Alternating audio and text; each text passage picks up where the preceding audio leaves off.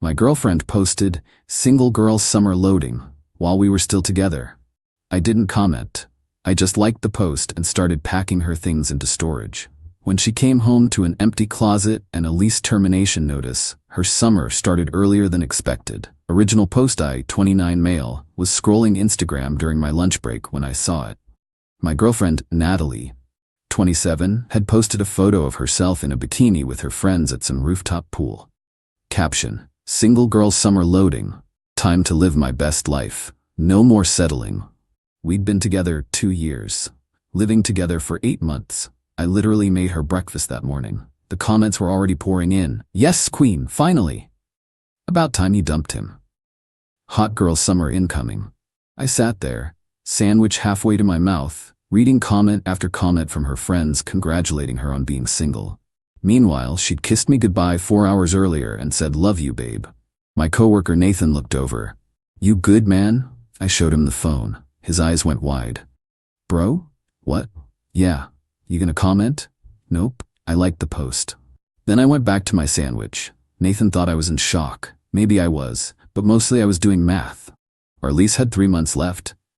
The early termination fee was 2 months' rent. I had $8,000 in savings. She spent her last paycheck on that rooftop pool party outfit. I finished my shift, went home to our apartment. Natalie wasn't there. Probably still at the pool living her best life. Her stuff was everywhere. Designer purses she couldn't afford without my help. The PlayStation I bought but she claimed was ours. The coffee maker she picked out but I paid for. Started with her closet. Everything went into boxes. Methodical, calm, like packing for a move, which I guess it was. Her move. Found the lease agreement. We were both on it, but I was the primary. Read the fine print about lease breaking. Found the storage unit placed 2 blocks away. They had a promotion, first month free. By 6 p.m., I had rented a storage unit, packed 6 boxes of her clothes, boxed her makeup collection that took up our entire bathroom counter, carefully wrapped her live, laugh, love wall decorations. I know, I should have seen the red flags. She texted around 7, "At Becca's place." "Don't wait up," I replied. "Have fun." Kept packing. Found the birthday gift I'd bought her for next month. Expensive perfume she'd been dropping hints about. Returned it online while sitting on the floor surrounded by boxes. Update 1 worked through the night. By morning, everything that was definitively hers was packed. 23 boxes total. The apartment looked sparse but clean, like when I first moved in before she arrived. Took the day off work, rented a U-Haul. 4 trips to the storage unit. The guy working there raised an eyebrow at the amount but said nothing. Gave me the lock and key. Natalie finally came home at 2 p.m. the next day. Still in yesterday's clothes, sunglasses on, clearly hungover. "Babe, crazy night." Becca's boyfriend brought his friends in. She stopped, looked around the near-empty apartment. "What? Where's my stuff?" "In storage." I handed her the key and the address. "First month's free." Her hungover brain struggled. "Storage? Why is my stuff in storage?" "Well, you're single now. Congrats on your summer, by the way." The sunglasses came off. "What are you talking about?" I showed her the Instagram post. Her face went pale, then red. "That was just, it didn't mean anything. It was for the pics, you know how social media is." "Right, which is why all your friends congratulated you on dumping me." "I didn't tell them we broke up." "No? So single girl summer, and no more settling means what exactly?" She tried to deflect. "You're overreacting. It's just an expression." "Cool, well here's another expression. Lease termination." I handed her the notice I'd filled out. "I'm ending the lease. 60 days notice starting today. You'll need to figure out where you're living for your single summer." "You can't do that. We're both on the lease." "I'm the primary leaseholder." "Already talked to the office. You can take over the lease if you qualify on your own. Spoiler alert, you need to make 3 times the rent." She made $2,200 a month at her retail job. Rent was $1,400. This is insane. Over an Instagram post? "Natalie, you announced to everyone we know that you're single while living in my apartment, eating food I buy, using utilities I pay for. You wanted to be single? Wish granted." She started crying, but not sad crying, angry crying. "You can't just throw me out. I have rights. You have 60 days. That's your rights." Then came the bargaining. "Baby, please, I'll delete the post. I'll tell everyone it was a joke." Already screenshotted. Plus, Becca reposted it to her story with "finally free," so that ship has sailed. She switched tactics, started yelling about how I was controlling, abusive, manipulative, how this proved she was right to want to be single.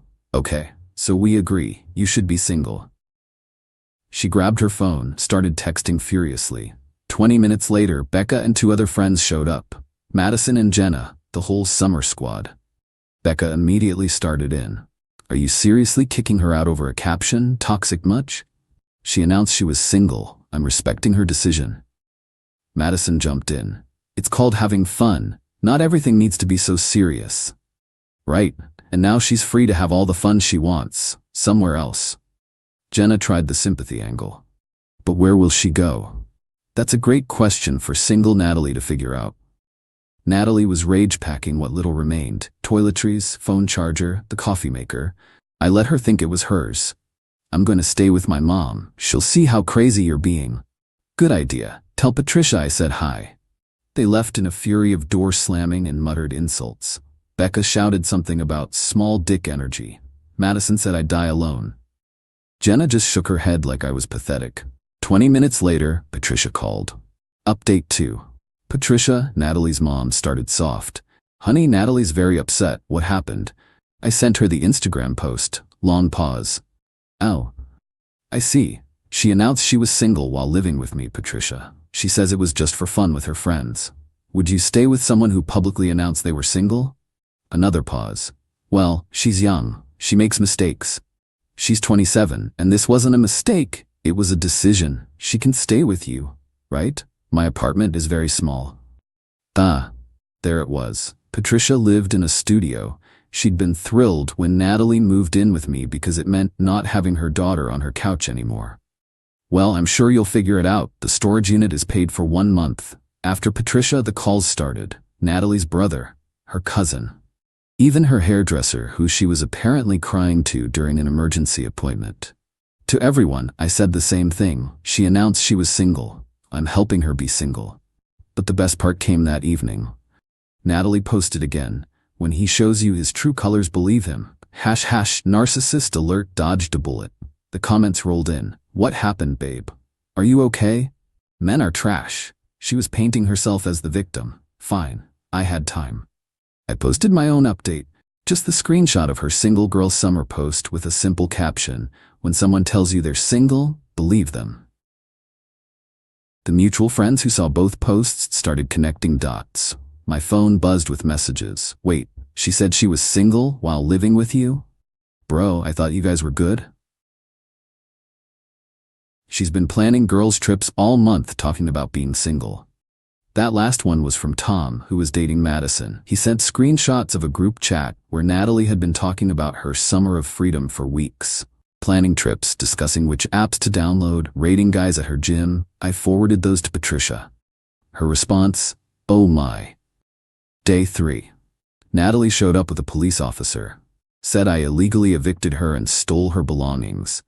I showed the officer the lease agreement, the 60-day notice, and the storage unit receipt with her name on it.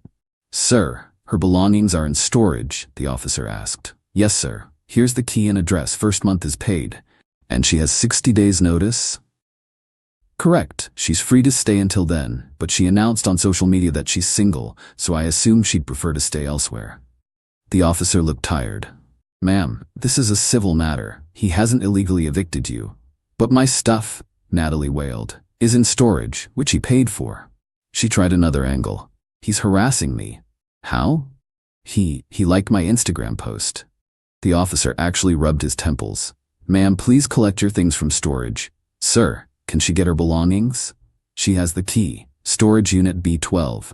The officer left. Natalie stood in the doorway. You're really doing this. You're really single. Congrats. I hate you. That's fine. You have 57 more days to hate me. Then you need to hate me from somewhere else.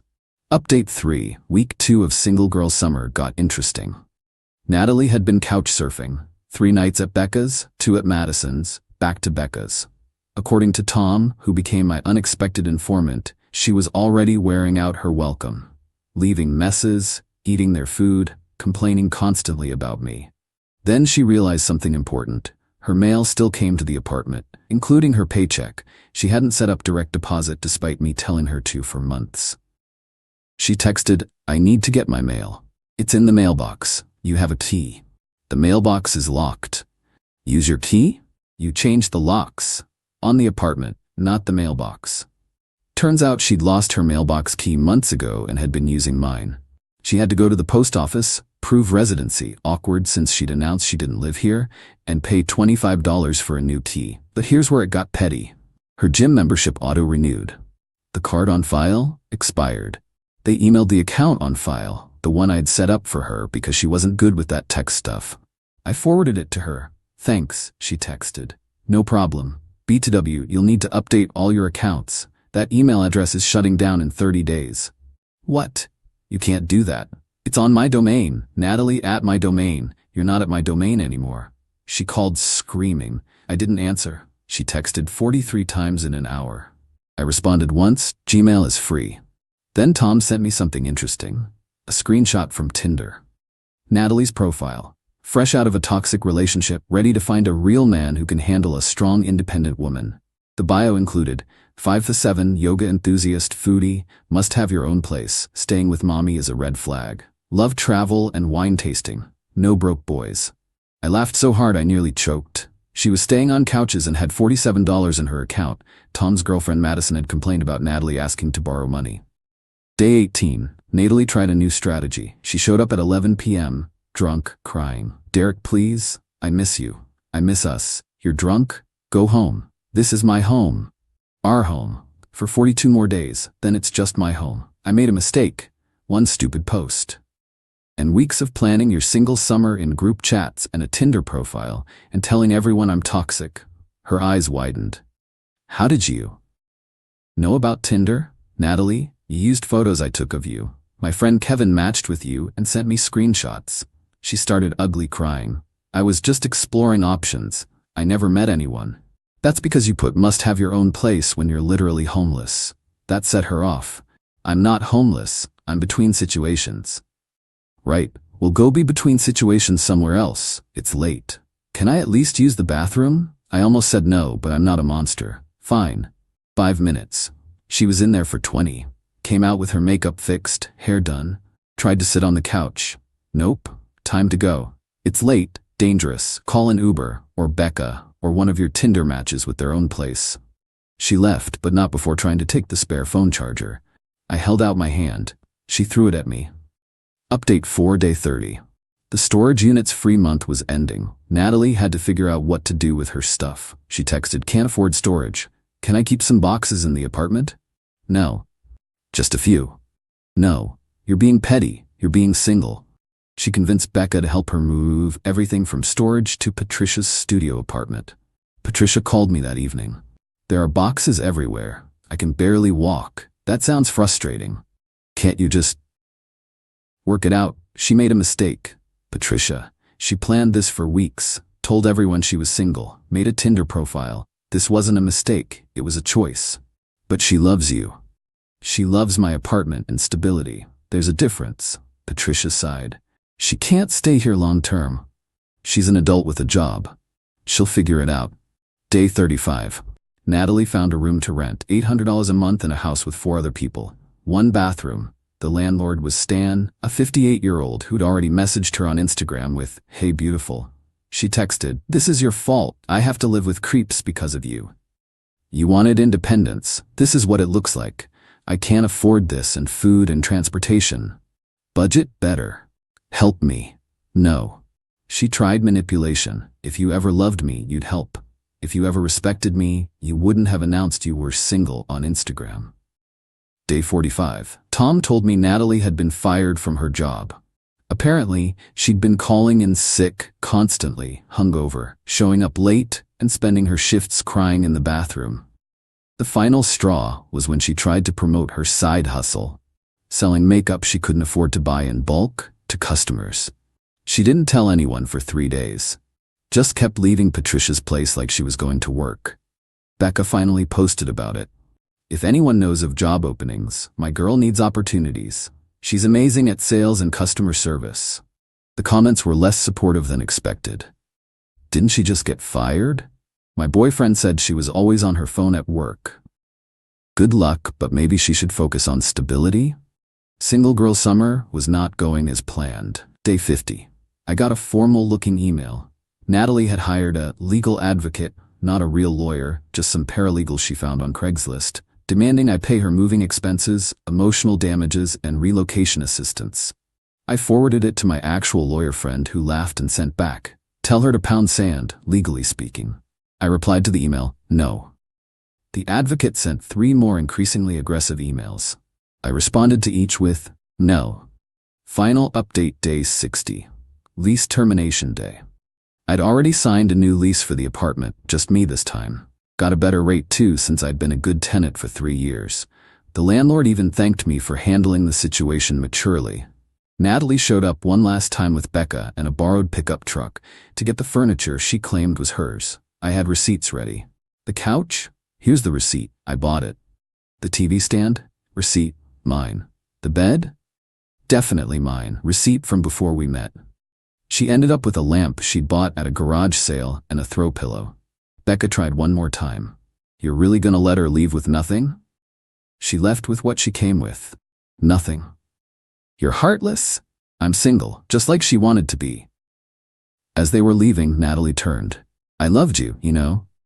"No, you loved the lifestyle. There's a difference. I hope you're happy alone." Happier than I was pretending she wasn't planning to leave me while sleeping in my bed. She started to say something else, then stopped. They left. That night, I saw her final Instagram post about the situation. Chapter closed. Sometimes the universe removes people to protect you. On to bigger and better things. #new beginnings, blessed. 37 likes, down from her usual 200 plus. Even her followers were tired of the drama. Tom messaged me a week later. Natalie had moved back to her hometown 3 hours away, living with her dad and his new wife, working at a call center. No rooftop pools, no brunches, no single girl summer. Madison had apparently said, "She fumbled so hard. Derek was like, the best thing that ever happened to her, and she threw it away for Instagram likes." Even Becca had admitted, maybe announcing you're single while living with your boyfriend wasn't the smartest move. As for me, I'm good. Apartments peaceful. Rebuilt my savings. Actually started dating someone. Met her at a coffee shop when she complimented my book choice. She doesn't have Instagram. Found out last month that Natalie tried to come back. Showed up at my building but couldn't get in. Changed the entry codes. Left a letter with the doorman about how she'd grown and learned and deserved a second chance. I didn't respond, but I did hear from Patricia. Natalie's still in her hometown. Still single, still posting about being a boss babe and knowing her worth while selling protein shakes to her high school classmates. The kicker? Her bio still says, no settling. Guess she got what she wanted. No settling, no apartment, no stability, no relationship. Just that single girl summer that turned into a harsh winter reality. Someone asked if I regret not giving her another chance. Here's the thing.